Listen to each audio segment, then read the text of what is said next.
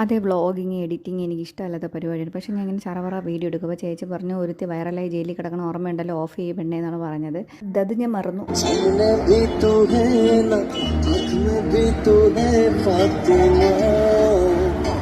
കൊല്ലം ഷാഫിയുടെ നൊസ്റ്റാൾജിക് പാട്ടിട്ട് അവിടെ തന്നെ നിൽക്കാൻ തോന്നി. പക്ഷേ ഇൻ്റർവ്യൂ അറ്റൻഡ് ചെയ്യാണ് നമ്മുടെ ഉദ്ദേശം. അതുകൊണ്ട് നേരെ സ്കൂളിനകത്ത് കയറി ആസ് യൂഷ്വൽ നമ്മൾ പട്ടിച്ചന്തയ്ക്ക് പോയ പോലെ പോയി അറ്റൻഡ് ചെയ്യുക, തിരിച്ചു വരിക, വീട്ടിൽ പോകുക, അത്രേ ഉള്ളൂ. പുറത്തിറങ്ങിയപ്പോൾ കിഡിലും പലഹാരങ്ങളുടെ കളക്ഷനുള്ളൊരു കട കണ്ടു. അവിടെ ചെന്നപ്പോൾ എനിക്ക് മറ്റേ CID മൂസയിലെ ബിന്ദു പണിക്കരായി. ആദ്യമേ പോയി ചിപ്സ് എടുത്തു. ചിപ്സ് എന്ന് വെച്ചാൽ ഞാൻ കവർ ഒഴിച്ച് ബാക്കി എല്ലാം ഒറ്റ ഇരിപ്പിന് കഴിച്ച് തീർക്കുന്ന ടൈപ്പാണ്. പിന്നെ ജീരക മുട്ടായി, തേൻ മുട്ടായി, എള്ള് മുട്ടായി, മിച്ചർ മുട്ടായി, പുളി മുട്ടായി, ഹമേതാളന്ന് ഈ ഒരൊറ്റ പീസ് സോന പാപ്പടി ഉണ്ടായിരുന്നുള്ളൂ. അപ്പം ഞാനും ചേച്ചി സഹോദര സ്നേഹമൊക്കെ അങ്ങ് മറന്ന് ഇഞ്ചിയായി. പിന്നെ ഞാൻ ചേച്ചിക്ക് കൊടുത്തു. അപ്പോഴാണ് ആ പയ്യ പറഞ്ഞ ചേച്ചി സർട്ടിഫിക്കറ്റ് കടയിൽ വെച്ച് മറന്നു എന്ന്. അങ്ങനെ ഞാൻ ചേച്ചിനെ ഒരുപാട് ട്രോളി.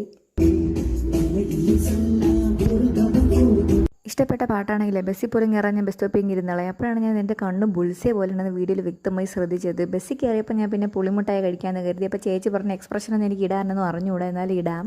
വെയിറ്റ് ഇത് എല്ലാ പെൺകുട്ടികളും പോലെ എൻ്റെ വീക്ക്നെസ്സാണ്. നല്ല ചുട്ട് പൊള്ളി വെയിലത്തിരുന്ന എല്ലാം തൊട്ട് നോക്കിയിട്ട് ഞാൻ ഒന്നും വാങ്ങാതെ തിരിച്ചിറങ്ങി. വീട്ടിലെത്തുന്നതിന് മുമ്പ് ഞാൻ വിശന്ന് ചുള്ളി ഞാൻ എൻ്റെ അമ്മയുടെ ചോറിട്ട് വയ്ക്കാൻ പറഞ്ഞു. കാരണം ഈ വഴി മൊത്തം താണ്ടി പോകുന്നത് കരിമല കയറ്റവും പോലെയാണ്. കഴിച്ചു നോക്ക്.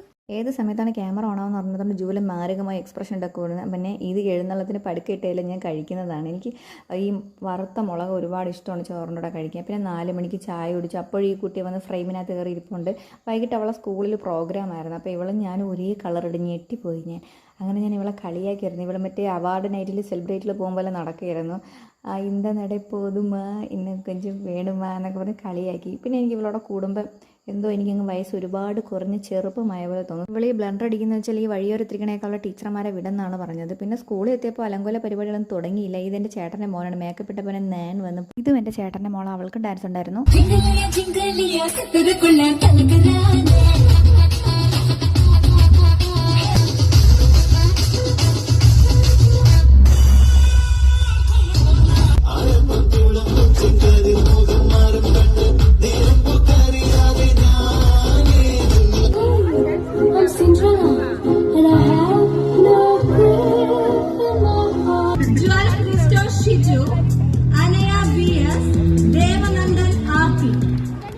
ഇത് നമ്മുടെ ഒരു ചേട്ടൻ്റെ മോളാണ്. അവൾ ഒരേ പൊളിയായിരുന്നു കേട്ടോ. എന്നെ ആദ്യമായിട്ടാണ് കാണുന്നെങ്കിലും മുജ്ജന്മ ബന്ധം പോലെ എൻ്റെ അടുത്ത് സംസാരിച്ചത്.